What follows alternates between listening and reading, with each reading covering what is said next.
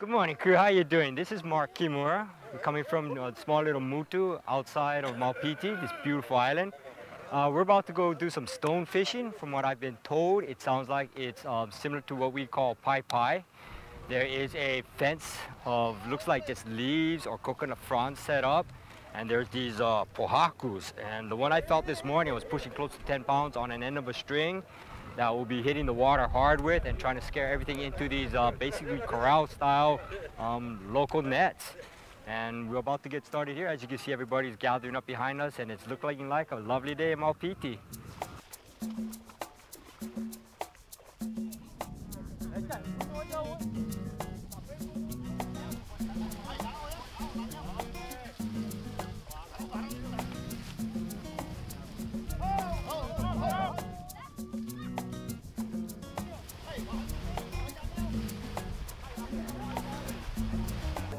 What we think is coming? Hopefully papio, or eel, veke, kumu. Guarantee shark. Maybe at least one, hopefully, yeah. I've heard stories that it's been years, decade, since they've done it.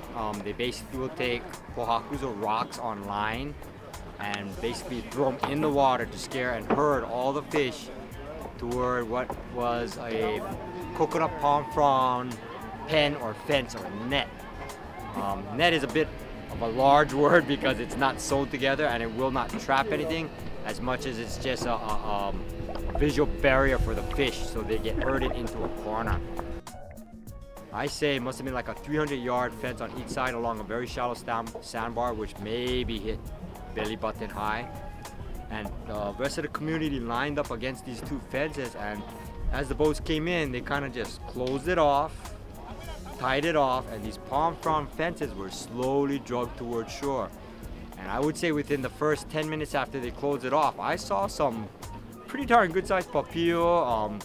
The other side said they saw a big school of eel, some uhu. I mean, several species of fishes were in there and of very good size.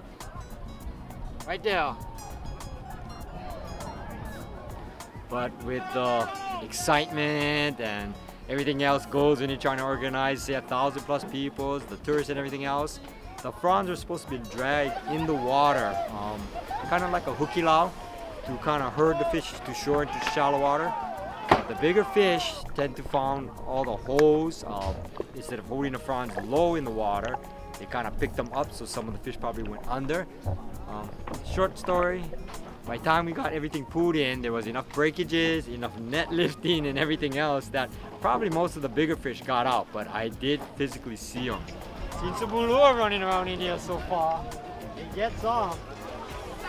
But this was basically a symbolic thing showing us a traditional style of fishing that they still held on to. And I think it was very interesting and important, and I totally enjoyed it. Very seldom do I see something like this go down right in front of me that took 3 days to prep, just the palm fronds and everything else, all the boats or the organizations with no radio and everything else. Each family was responsible for doing about 60 feet of this palm frond netting. The amount of resources that these islanders have gone through to support and help us and accommodate us in the stay has just been awesome. What can I say?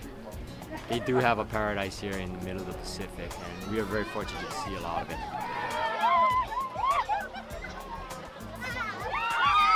So, next time, gang, aloha, enjoy!